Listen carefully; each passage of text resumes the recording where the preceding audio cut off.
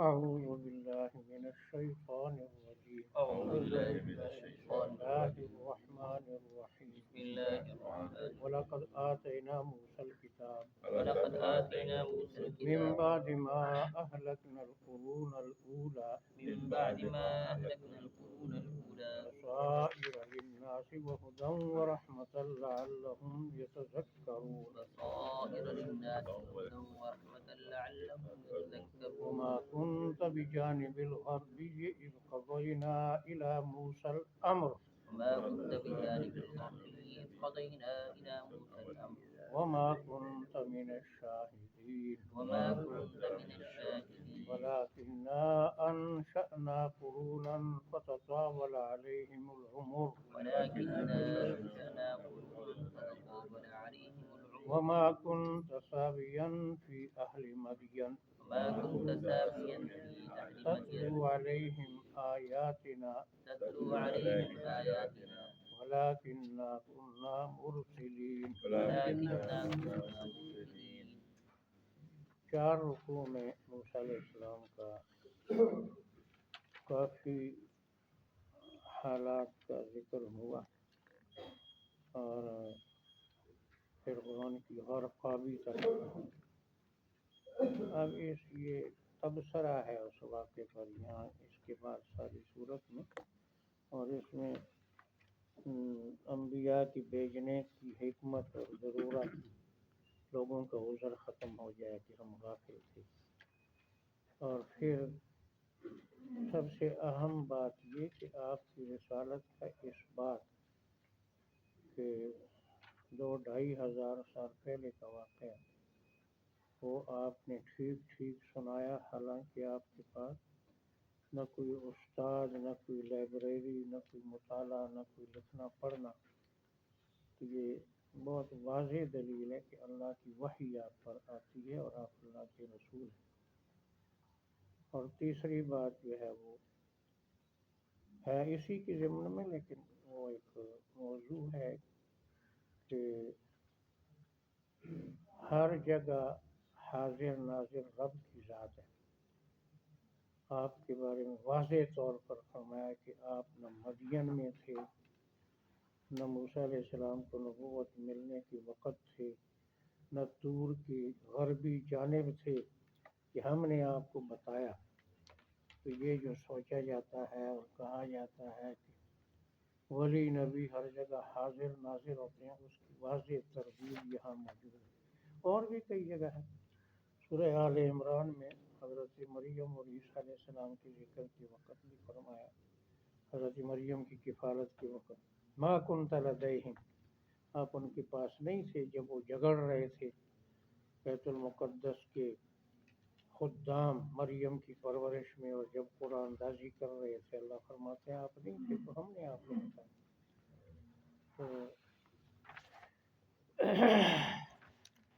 تو یہ سارا کچھ ایسے مضمون ہے کہ کہتے تھے جی اب کہتے ہیں کہ یہ اکٹھا قرآن کیوں نہیں آیا، تورات اکٹھی آئی تو قرآن تھوڑا تھوڑا کیوں آیا؟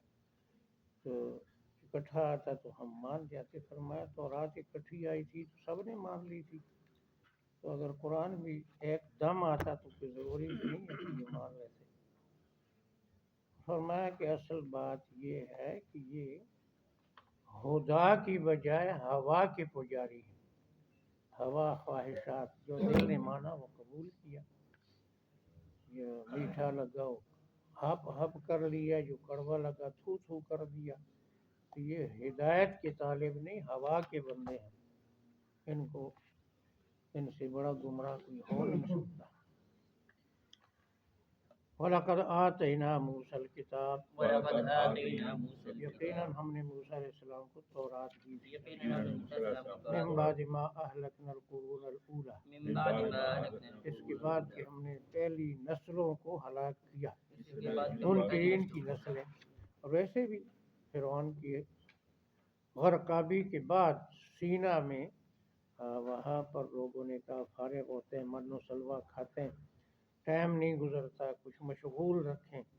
جا کر اللہ تعالیٰ سے درخواست کی. اللہ نے فرمایا چلہ لگاؤ، تو 40 دن موسیٰ علیہ السلام طور پر رہے اور تورات ملی. تو القرون الاولیٰ یہاں تو سب مراد منکرین، لیکن فرعون کی بھی غرقابی کے بعد تورات ملی. وہ تورات کیا تھی؟ 3 صفتیں: بصائر للناس وہدی ورحمۃ. بصائر للناس وهدى وہ ورحمة. لوگوں کی دل کی آنکھوں کو روشن کرنے والی تھی اور رہنما تھی اور مومنوں کے لیے رحمت تھی. وہ لوگوں کے دل کو روشن کرنے والی تھی، رہنما تھی اور مومن کے لیے رحمت تھی. یہ 3 صفتیں. تو چونکہ تورات جو ہے وہ باقی نہیں رہی صحیح، تو یہی صفتیں قرآن کی بھی ذکر کی گئی ہیں سورہ یونس میں اور کئی جگہ. بصائر یعنی جو بات بصیرت سمجھ آ جائے. تو ہاں جی وہ کہتے ہیں جی چاننا ہو گیا، گل سمجھ آ گئی. مختلف لوگ الفاظ محاورے. دل ٹھنڈا ہو گیا، اطمینان ہو گیا، آنکھیں کھل گئیں. تو بصائر للناس، جو بات سمجھ آ جائے، ایسے دلائل اس میں ہیں تو یہ بصائر ہو گئے. اور جب ان دلائل کو قبول کر لے تو ہادی ہوگی، رہنما ہوگی. اور جب اللہ کے ہاں وہ ہدایت قبول ہو کر اللہ راضی ہو گیا تو پھر رحمت ہوگی. تو یہ 3 الگ الگ پہلو ہیں. لعلہم یتذکرون، تاکہ لوگ نصیحت حاصل کریں. وما كنت بجانب الغربی اذ قضینا الی موسیٰ الامر. ما كنت بجانب الغرب إذ قضينا إلى موسى آپ الأمر. مغربی جانب نہیں تھے. کس کے مغربی؟ وہ جو طور کا مغربی جانب جب جا رہے تھے مصر کو، پہلے گزرا یہ لفظ. تو دائیں ہاتھ، موسیٰ علیہ السلام کی دائیں ہاتھ. آپ مغربی جانب طور کے نہیں تھے جب ہم نے موسیٰ علیہ السلام کو رسالت کا فیصلہ کیا. آپ مغربی جانب طور کے نہیں تھے جب آپ فیصلہ کو رسول کا بنایا، فیصلہ نبی کیا. بنایا، آپ دیکھ نہیں رہے تھے تو آپ نے جو سارا بتایا. وما كنت من الشاہدین، وما كنت من الشاهدين. آپ گواہ نہیں تھے. آپ گواہ نہیں تھے. اس کے سے کہتے ہیں اشارہ وہ ہے کہ جب تورات لے کر آئے تو سورہ بقرہ میں آتے ہیں، انہوں نے کہا اتنی مشکل احکام تو اللہ تعالیٰ نہیں اتار سکتا، یہ خود تو نے سوچ کر بنا کر لائے. تو موسیٰ علیہ السلام نے کہا تمہیں کیسے تسلی ہوگی؟ کہا اللہ تعالیٰ کہے میرا کلام ہے، میں نے اتارا. تو وہ جو 70 آدمی منتخب کیے ساتھ لے گئے اور انہوں نے سنا اللہ کا کلام تو کہا مزہ نہیں آیا، نظر بھی آنا چاہیے. تو پھر وہ جو مرے اور پھر دوبارہ موسیٰ علیہ السلام کی دعا سے زندہ ہوئے. تو شاہدین سے کہتے ہیں وہ مراد ہے. 70 لوگ ان میں آپ شامل تھے. وَلَٰكِنَّا أَنشَأْنَا قُرُونًا، ولكننا أنشأنا لیکن ہم نے پیدا کی نسلیں. لیکن ہم نے پیدا کی قرن نسلیں. کا معنی ایک زمانے کے لوگ، نسلیں. فَتَطَاوَلَ عَلَيْهِمُ الْعُمُرُ، فتطاول عليهم ان العمر. کو عمریں لمبی معلوم ہوئی. ان کو عمریں لمبی معلوم یعنی ہوئی. ہماری مہلت سے غلط فائدہ اٹھایا کہ ہم غلط ہوتے تو پکڑے جاتے. اللہ تعالیٰ ہمیں یہ سب کچھ آرام نعمتیں کیوں دیتا؟ تو یہ لمبی عمروں سے انہوں نے دھوکہ کھایا کہ ہم صحیح ہیں. وما كنت ساويا في اہل مدین، وما كنت ساويا في آپ أهل مدین مدين. والوں میں مقیم نہیں تھے. آپ مدین والوں میں مقیم نہیں تھے. مسواکم، مسوا قیام گاہ، ساوین ٹھہرنے والے، مقیم مدین والوں میں. وہ جو موسیٰ علیہ السلام گئے، معاہدہ ہوا، 10 سال گزارے، تو آپ ساتھ تو نہیں تھے. تتلو علیہم آیاتنا، تتلو علیہم کہ آیاتنا. آپ ان کو پڑھ کر سناتے ہیں ہماری آیتیں. آپ ان کو پڑھ کر کیا سناتے وہاں ہماری ہوتے آیتیں. مشاہدہ کیا ہوتا اور سناتے، ایسی بات تو نہیں ہے. وَلَٰكِنَّا كُنَّا مُرْسِلِينَ، ولكننا كنا لیکن مرسلين. ہم آپ کی طرف بھیجنے والے ہیں. لیکن ہم آپ کی طرف بھیجنے والے ہیں. جس کی طرف رسالت بھیجی جائے وہ رسول ہے، سچا ہے. یہ جو مضمون ہے کئی صورتوں میں، اس سے قریب عنکبوت میں بھی ہے کہ وہ آپ اپنے ہاتھ سے لکھنے والے تو نہیں تھے. یہ جو آپ کو اتنی غیر معمولی کتاب ملی ہے یہ آپ کی نبوت کی واضح دلیل ہے.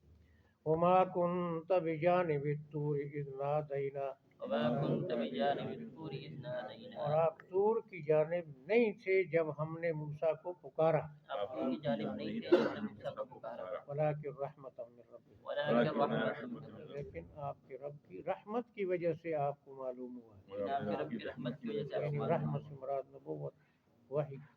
لتنذر قوما، تاکہ آپ خبردار کریں ان لوگوں کو تاکہ آپ خبردار کریں لوگوں کو کہ اہل مکہ اور اہل حجاز ما اتاہم من نذیر من قبل ان کے پاس آپ سے پہلے کوئی نبی نہیں آیا، ان کے بعد آپ سے پہلے کوئی نبی نہیں آیا۔ حضرت شعیب اور حضرت اسماعیل علیہ السلام کے بعد حجاز میں کوئی نبی نہیں آیا۔ نبیوں کی تعلیمات پہنچتی تھی لیکن نبی خود نہیں آئے۔ یہ ابھی میں نے نماز میں یہ سورہ یاسین پڑھی، اس کے شروع میں یہی بات ہے کہ تنذر قوما ما انذر آباؤہم فہم غافلون۔